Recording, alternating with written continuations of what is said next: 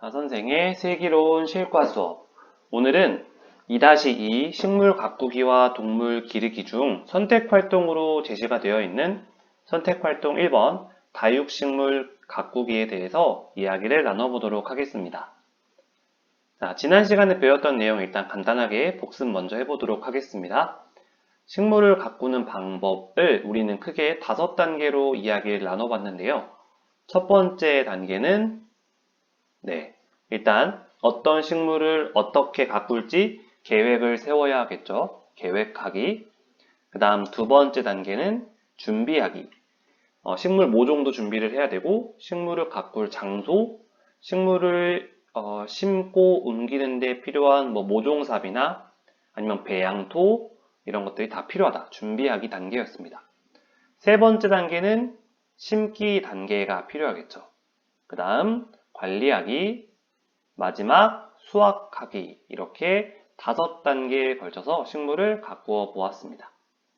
다음, 식물이 잘 자라기 위해 필요한 환경 요소들도 있었죠. 자, 지금 화면에 보시면 초성으로 나와 있는데 첫 번째 나와 있는 히읗, 비읍, 뭘까요? 식물이 잘 자라기 위해 필요한 햇빛이 필요합니다. 다음, 기역. 역시 사람도 필요하고 동물도 필요합니다. 이건 공기가 되겠죠. 세 번째, 미음. 뭘까요? 네, 맞아요. 바로 물이에요, 물. 그 다음 네 번째는 토양. 마지막 5번째는 온도가 필요합니다. 그래서 햇빛, 공기, 물, 토양, 온도 이 5가지를 식물이 잘 자라기 위해 필요한 환경 요소라고 이야기했습니다. 물론 식물에 따라서 햇빛의 양이 적당히 필요하고 물의 양도 적당히, 토양도 적당히 식물에 따라서 여기 나와 있는 햇빛, 공기, 물, 토양, 온도가 모두 다 똑같이 필요한 건 아니에요.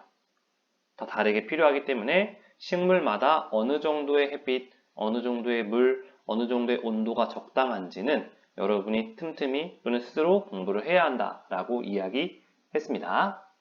이제 본격적으로 다육식물 가꾸기에 대해서 알아보려고 하는데요.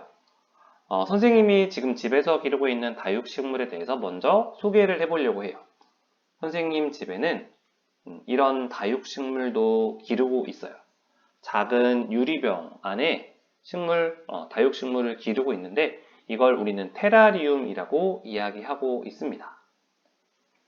그리고 이렇게 작은 선인장도 기르고 있어요. 이 선인장의 이름은 개발선인장이래요. 꽃게 아시죠? 꽃게에 있는 발, 개발처럼 빨간색 꽃이 핀다라고 해서 개발선인장이라고 해요. 다음은 공기정화 식물로 알려진 스투키도 있고요. 그 다음 선인장, 꽃이 피는 선인장도 있고, 그리고 오른쪽에 있는 친구는 선생님이 이름은 정확하게 모르지만 잎이랑 줄기가 굉장히 통통한 걸 보니 잎이나 줄기에 물을 잔뜩 머금고 있는 다육식물이라는 걸 알 수 있어요. 선생님, 근데 다육식물이 뭘까요? 다육식물이라는 건 줄기나 잎에 물을 저장하는 식물이래요. 바깥 피부가 단단하고 물이 적어도 땅 표면 근처에 뿌리가 있어서 작은 수분이라도 빨아들일 수 있어 강한 생명력을 가지는 게 특징인 식물이 바로 다육식물입니다. 그래서 우리가 알고 있는 다육식물은 선인장, 알로에, 월동자, 황금사, 야로스 같은 식물들이 있는데 선생님이 하나씩 보여드릴게요. 선인장, 이런 선인장 다 아시죠? 뾰족뾰족한 가시가 있는데 사실 이 가시는 선인장의 잎이라고 해요. 잎. 그 다음 두 번째는 알로에. 알로에도 역시 뾰족뾰족한 가시가 나와 있죠. 세 번째는 월동자예요. 선생님이 지금 키우고 있는 테라리움에 키우고 있는 작은 친구가 이 월동자라는 친구예요. 다음은 황금사라는 선인장인데 이 선인장도 역시 이렇게 예쁜 하얀색 꽃이 핀다라고 합니다. 마지막 야로스라는 다육식물까지 이런 식물들을 다 다육식물이라고 해요. 자, 그러면 이제 다육식물을 가꾸는 방법에 대해서 알아보도록 하겠습니다. 선생님이 영상을 준비했으니까 영상을 통해서 다육식물을 가꾸는 방법 한번 살펴보도록 할게요.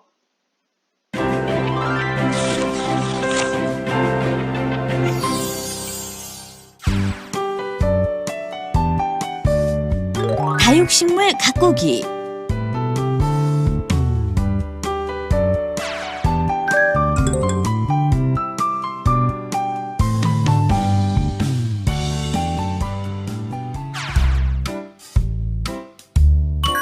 플라스틱 용기 바닥에 작은 구멍을 20개에서 30개 정도 뚫습니다.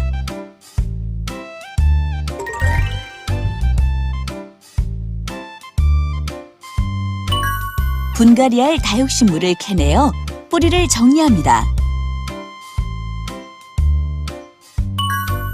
플라스틱 용기에 마사토를 4분의 1 정도 채웁니다.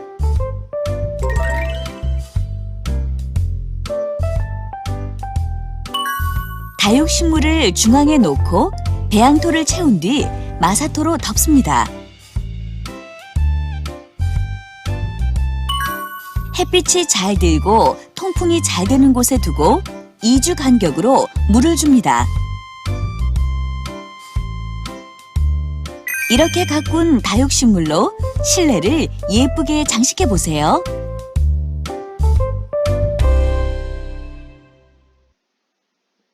자, 방금 영상에서 다육식물을 가꾸는 방법 잘 살펴보셨죠?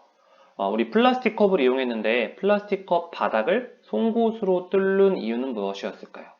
네, 맞아요. 바로 우리가 주는 물이 밖으로 잘 빠져나갈 수 있게. 그래서 흙 안에 물이 고여 있어서 식물이 썩거나 습하거나 하는 걸 막아주기 위해서 구멍을 뚫었습니다.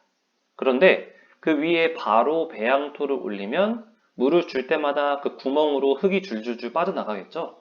그래서 그 구멍을 뚫고 나서 4분의 1 정도는 마사토라고 하는 흙을 채워뒀어요.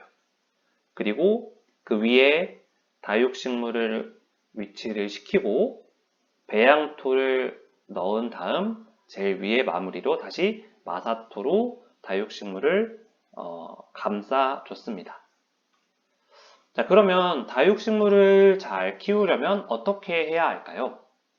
첫 번째, 종류에 따라 물론 다르겠지만 15일에 한 번꼴로 물을 주는 게 좋다라고 해요. 15일이면 약 2주 정도가 되고요. 그러니까 한 달에 2번 정도 물을 준다라고 생각을 하시면 돼요. 단, 햇빛이 많이 들거나 또는 건조하거나 또는 온도가 너무 높다라고 하면 조금 더 자주 주고요. 반대로 반대의 경우에는 물을 조금 더 긴 주기로 줘야겠죠. 둘째, 1년에 한 번 정도 분갈이를 해주는 게 좋다라고 해요. 다육식물의 경우에는 1년 정도 키우게 되면 흙이 산성화되어서 식물이 잘 자라기에는 적합하지 않은 흙이 된대요. 그래서 1년에 한 번 정도는 분갈이를 해주는 게 좋다라고 합니다. 여기서 이야기하는 분갈이라는 건 화분을 바꾸어 주는 것이기도 하지만 흙을 갈아주는 것도 분갈이라고 해요. 셋째, 분갈이 후 물은 일주일 정도 뒤에 나중에 주는 게 좋다라고 해요. 다육식물이 그 흙에 잘 정착, 잘 적응할 수 있도록 시간을 주고 그 뒤에 물을 주는 게 좋다라고 합니다. 자, 그래서 오늘은 선택활동 1번으로 다육식물 가꾸기에 대해서 이야기를 나눠보았습니다. 사실 이번 시간, 다음 시간, 그리고 그 다음 시간에 배우는 내용들은 선택활동이기 때문에 우리가 이 선택활동 1번, 2번, 3번을 모두 다 해야 하는 건 아니에요. 대신 다육식물, 그리고 다음 시간에 배울 방울토마토, 그리고 선택활동 3번으로 배울 상추까지 모든 내용에 대해서 선생님은 여러분한테 알려드리고 여러분이 이 식물들을 잘 가꿀 수 있도록 안내해 드리는 게 맞을 것 같아서 안내해 드리는 거고요. 여러분은 선택활동 1번, 2번, 3번 중에서 하나를 골라서 여러분이 가꾸고 싶은, 기르고 싶은 식물을 한번 키워보는 시간으로 사용을 하면 좋을 것 같습니다. 다음 시간에는 선택활동 2번 방울토마토 가꾸기에 대해서 이야기를 나눠보려고 합니다. 자, 오늘 수업은 여기서 마무리하도록 하겠습니다.